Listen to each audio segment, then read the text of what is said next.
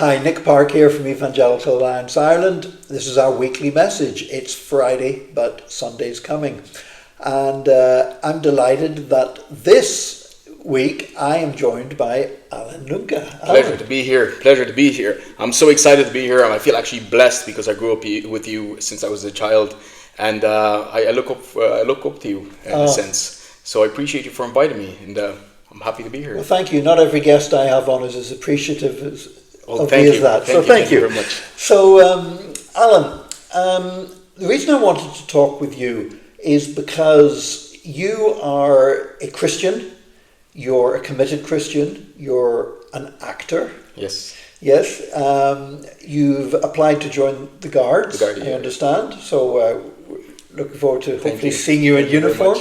And you're also a member of the Roma community. Of course. In fact, you describe yourself, I think, as being Roma proud. Yeah, I'm extremely Roma proud. I have a background in Christianity, and I mean, my father was a pastor for a long time now. And I have extreme moral values, family values. But at the same time, I grew up in a Roma community and a Roma family. So I'm extremely proud of that, of course, yeah. So when you say your father was a pastor, yes? Yeah. So that obviously that was instrumental in you coming to Christ yourself. How did you come to a personal faith in Jesus? To be honest with you, the first instance I remember, now my father's been, he was the first kind of pioneer in Christianity and Pentecostal. In my town, there was no Pentecostals. And my father was introduced several years before I was born, but decided to take the leap of faith, the proverbial sense, a year after I was born. Now, he was the first kind of pioneer in the community in my town, and there was a group of maybe 9 to 10 people. Now, most of the community in my town is Pentecostal and thriving. So my first experience with faith in God, I guess, had to be somewhere around when I was 4 years old, when I woke up from sleep and suddenly I felt an earthquake, and I went into the next room, and it was my father and his small community, around 10 people praying, and I realized it wasn't in a sense a physical earthquake, but a spiritual earthquake. My mother came to me and she assured me that they're just praying, and this is what they'll be doing from now on. In a sense, I think about the Proverbs 22 verse 6, where it says, teach your kids about God, and they'll be with them for the rest of their lives. So that was the first time I was introduced to faith in God, and from then, I guess there is instances where I fell off and came back again, but that's the important. When you fall, make sure you get back up again. And how old were you when you came to Ireland? When I came to Ireland, I was about 5 years old. Right. 5 years old. So you spent most of your life here. I consider myself more Irish than I could ever be Romanian, because I grew up here. My best friends were Irish. I went to school here. I went to college here. I went to acting college here. And I consider myself more Irish than I could be Romanian, but I'm still extremely proud to be Romanian. Call myself Romanian. And at the same time, a Roma, I guess. Yeah.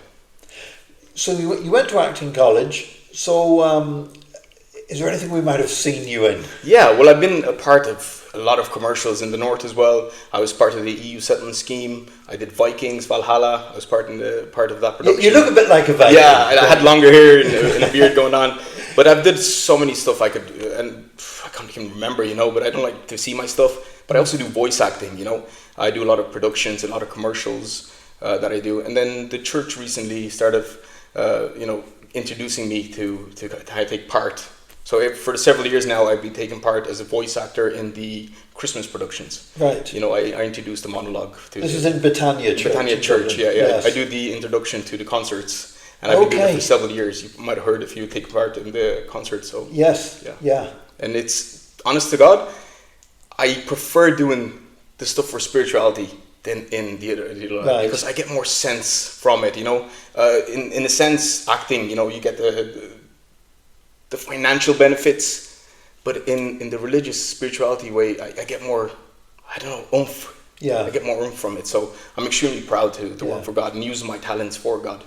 Now, of course, part of your faith has been taking you through the tough times as well. Of course, yeah. I do remember we were both at a Christian conference in Greece. In 2022, yeah. Yes. And I remember you sharing there about your wife had been really, really sick during COVID. Yeah, exactly, yeah. Basically, we got the news she was pregnant. She was about 7 months pregnant, and we got the news that she's 99% gone, you know. And if it gotten even worse, that she'd have to be put on a special machine, but the chances of surviving were second to none. And I remember in those times, just nobody could come visit me because I was still at home with my two other children. Yeah. And I prayed. I went on my knees and I prayed. I said, God, it can't end this way, because if my wife passes away, then I cannot be made an example of, you know. It's just the thoughts. In a time of panic, you go into thoughts like that, you know. And God had done miracles. Now, my whole life has been going through miracles, from my father's passing away for 20 minutes, and then us praying and God bringing him back. Wow. And through several instances of just constant miracles has happened in our lives. I guess this God works in mysterious ways and miraculous ways. And I do remember at that conference you were sharing about a particular, almost experimental medical procedure your wife had, and they were around the table. There was a nurse there from a Filipino church in Dublin. And somebody went, hang on, what's your wife's name? And we discovered that she was part of the medical team that had helped save your wife's life. Exactly. Which, in a way, I don't know if it's coincidental or if it's divine intervention, which I think it was a divine intervention. But the team who had gone with us was the same people that worked on my wife when she was sick. Which I didn't know at the time, but they're also Pentecostals, and they're part of the group. And I still talk to Pastor Juris and her team. I still talk to this day, you know. So I'm so happy there. I remember that conversation. I just thought it was such a beautiful thing. I thought only in the church. Only in the church it was happening. Exactly.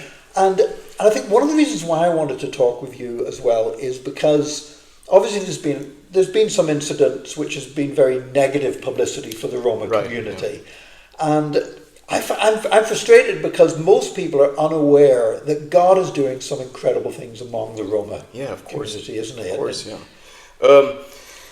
take the spirituality away from it. All Roma people are good, not just spiritual Roma. So the whole community is good as a whole, right? If we look at the census part of it, as I explained to you earlier on, about 0.6% of the Irish population is the Roma community, right? It's a small number considering other ethnicities and other communities. So we have a small community.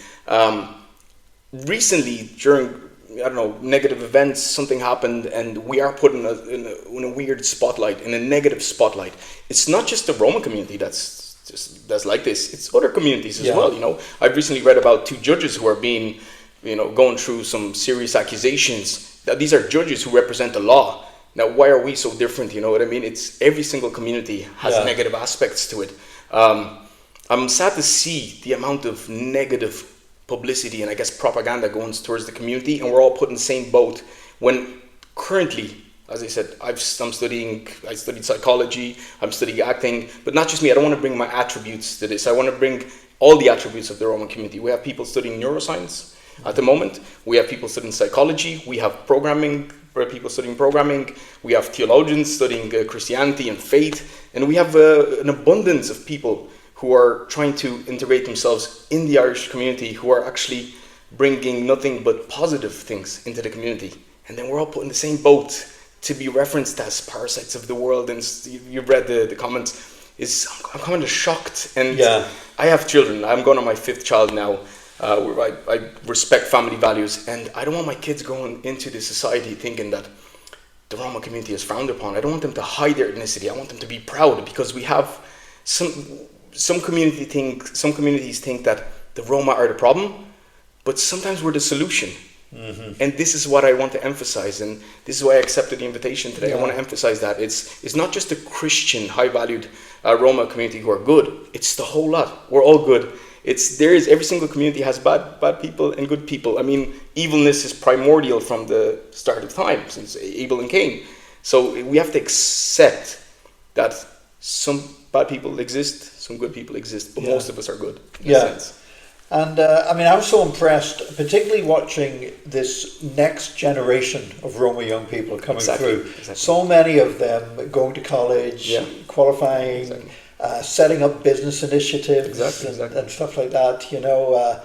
I just got my hair cut last week, and Dennis and Dalir is my barber. I know Dennis, God bless him. It is what it is. I mean, we're trying to integrate into this community. It's the Roma community as a whole.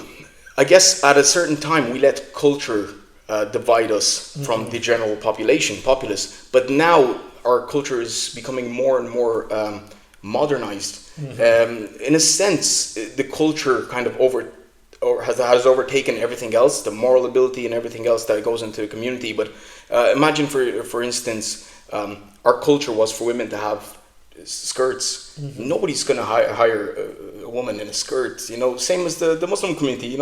Some of them are quite abstract and more or less. But now it's becoming to a point where we could leave that culture and integrate and modernize into the certain culture that we're living in now. So I'd like to see this kind of stuff happen, and it is happening. Our next generations want to become pilots, doctors, nurses, and everything else, and all the good things that God has given us. Yeah. Now we said before we said about leaving the spiritual side, but let's bring the spiritual side in now, because one thing I'm observing, and I don't think most Christians, I think, don't realize this, that in terms of the percentage of the Roma population that are finding Jesus and are in evangelical churches, I would say that's a higher percentage than almost any other ethnic or people group in Ireland. There really is a revival taking place. There's a revival, yeah. There's I guess my father came here about 24 years ago. The Roma community, spiritual Roma community, wasn't that that high. Now there is. My father also had something to do with it. You know what I mean? He most of the community here didn't find their faith. They were Catholic or Orthodox, and my father figured, well, if there's such a big community of Roma people here, why not gather them and introduce them to Christ? And from then it led to the church. I guess my town community, the first church being built, and now most of the population is, as you know, is faithful and Christian and Pentecostal. Yeah. I'm extremely proud of that, actually. It is wonderful to see. And do you think part of that is the really strong family ties that you have in the Roma community? Because it's almost like when one person comes to Jesus, it's like there's brothers and sisters and cousins and everything else coming to Christ as well. Proverbially, I guess it does have a domino effect. We tend to follow the masses. I guess even speaking on the other side, we follow the masses. Oh, look at that kid. He has gone into college to study psychology. My kid better do something like that. And I guess we do follow the masses in that sense. But spirituality, I guess it's the same thing. Obviously, because my father has introduced people to God and Jesus and faith and Pentecostalism, other people tended to follow. And I guess, that's true. And I guess, in a sense, my kids were introduced because of me, and I was introduced because of my father, which is high-valued fundamentals as a Pentecostal, to introduce others, because at the end of the day, that's what we have to do.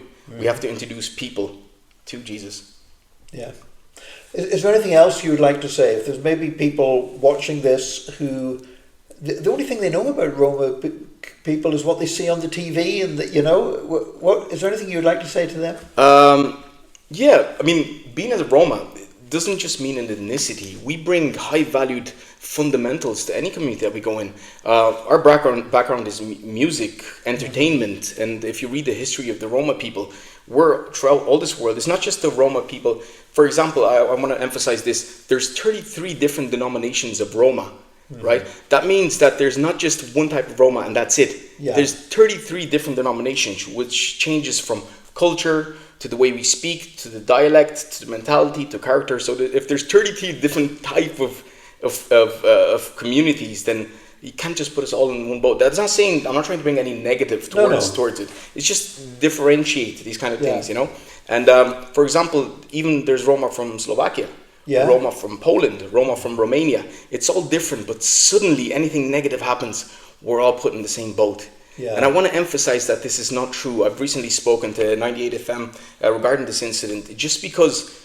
there's a small minority of people causing trouble doesn't mean that we're all causing trouble.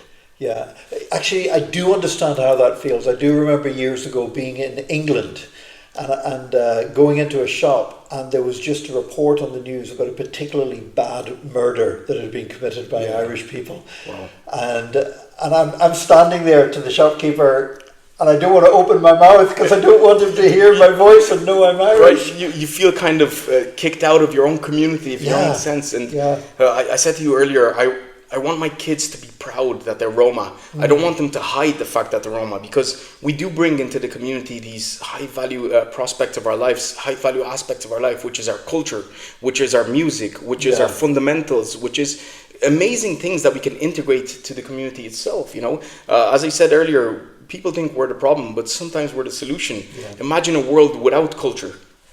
We just tend to, especially with AI rising now, we're going to go into a world where if culture was eradicated, then we'd just be left like robots. And what are we going to do? What's happening? That will also have a domino effect. So it's very important to keep the culture, and it's very important to keep the faith. Absolutely. Because without faith and without culture, I guess we're just waiting to die. I guess we're just living through this world without doing nothing. But I'm so happy you invited me today, and we got to speak about this. No, I'm delighted you were able to come in and talk with me, Alan. I work obviously in my job with the church and the Evangelical Alliance. I'm in different churches, sometimes 2-3 churches on a Sunday, and a lot of time I'm in churches with large numbers of Roma people, and the faith that I'm seeing and the things that God is doing are just, I just want more people to know about them, and I'm delighted you are a good ambassador for your community. Hopefully, so thank you for coming in.